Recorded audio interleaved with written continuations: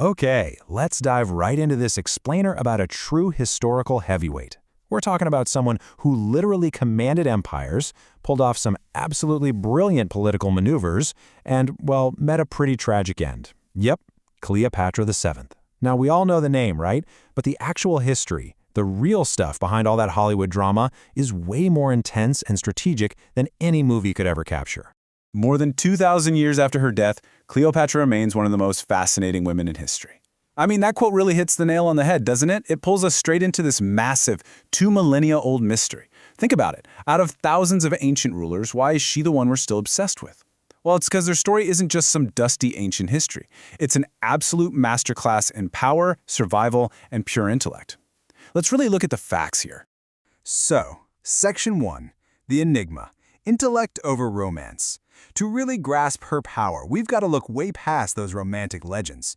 We need to examine the absolutely chaotic Ptolemaic dynasty she was born into.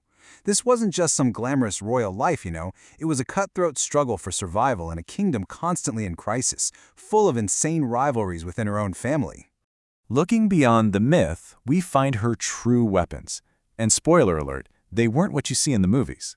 Her weapons were her vast education, her linguistic brilliance, and her incredibly sharp intellect. Seriously, forget the whole seduction myth for a second. She survived because she was a highly educated scholar. She mastered multiple languages and, get this, actually took the time to learn the Egyptian language to communicate directly with her people. That's something her Greek predecessors literally almost never bothered to do. Her mind was, without a doubt, her greatest asset. Moving on to Section 2, the Roman alliances, a calculated ascendancy. So, facing all this political chaos and family rivalry, Cleopatra knew she had to look across the Mediterranean if she wanted to survive. Sure, Egypt was incredibly wealthy, but Rome was the rising, undeniable military superpower of the world. She needed leverage, and she knew exactly where to find it. Okay, check out this timeline. Her calculated rise builds so rapidly. It starts in 48 BC with that legendary carpet story. You know the one, where she literally smuggles herself into Julius Caesar's presence. Talk about a dramatic, high-stakes entrance. That bold move secured her throne and sparked a chain of world-altering alliances. But man, look how fast things change. Caesar falls in 44 BC, but she doesn't panic. She pivots flawlessly, and by 41 BC, she aligns herself with Mark Antony. Then fast forward a bit to 32 BC, and we see growing, dangerous tensions with Octavian. Every single one of these relationships, they were calculated chess moves on a massive geopolitical board. Now, while her Roman alliances usually steal the spotlight, we can't forget that she was simultaneously an incredibly effective ruler at home. She was busy implementing bold reforms, stabilizing the economy, and heavily expanding trade. She wasn't just some sidekick to powerful Roman generals, no way. She was basically the CEO of a massive, wealthy nation, governing Egypt with absolute authority and just incredible administrative skill. But as you can probably guess, Cleopatra and Antony's expanding political ambitions didn't go unnoticed. As they evolved into this joint powerhouse looking to dominate the East, they met some fierce resistance. Back in Rome, Octavian launched a relentless public propaganda campaign against them. And it's wild, because he didn't just fight them with armies, he fought them with words. He painted Cleopatra as this terrifying, dangerous, foreign threat to the entire Roman way of life.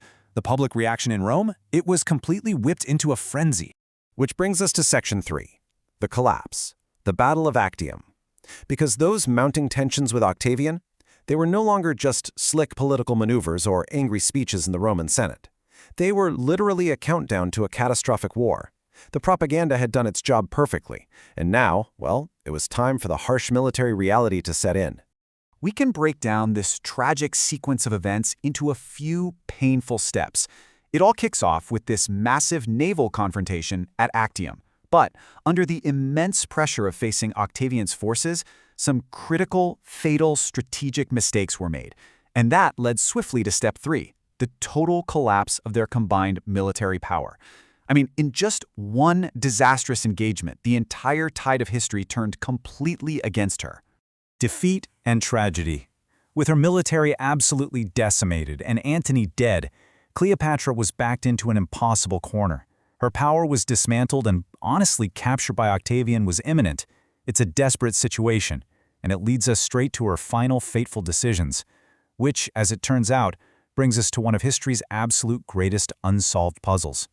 Section 4. The Mystery. How did the last pharaoh fall? The exact nature of her final moments has been debated by historians for literal centuries. It's this wild blend of historical fact and highly dramatic legend. So, what actually happened in those final days when the walls were finally closing in? Here's the crux of the debate. Ancient accounts really like to romanticize the traditional myth, right? A fatal bite from a smuggled asp or snake. But modern historians, they heavily debate that theory. Nowadays, many experts actually argue in favor of the consumption of a calculated, swift, lethal poison cocktail. And honestly, it makes total sense. Think about it. A woman who spent her entire life so carefully controlling her narrative and her politics, she likely opted for a highly controlled, reliable exit rather than rolling the dice with a wild animal. But regardless of how it actually happened, she left a legacy that is permanently etched in stone. Her sheer political gravity was so immense that her downfall literally closed the book on the pharaohs. Her life ending simultaneously ended the ancient Egyptian era, and it absolutely solidified the rise of the Roman Empire. Octavian would go on to become Augustus, Rome's very first emperor, and that was largely funded by the massive wealth he seized from a defeated Egypt. It leaves us with this absolutely staggering thought about this extraordinary leader. What if Cleopatra had actually triumphed at Actium? If she and Antony had won, the center of global power might have completely shifted to Alexandria. Would the Roman Empire, and by extension, the entire modern Western world, even exist as we know it today? It's wild, right? It completely reframes how we look at history. Well, thanks for diving into this explainer with me. I highly encourage you to keep questioning those historical narratives we've all been handed.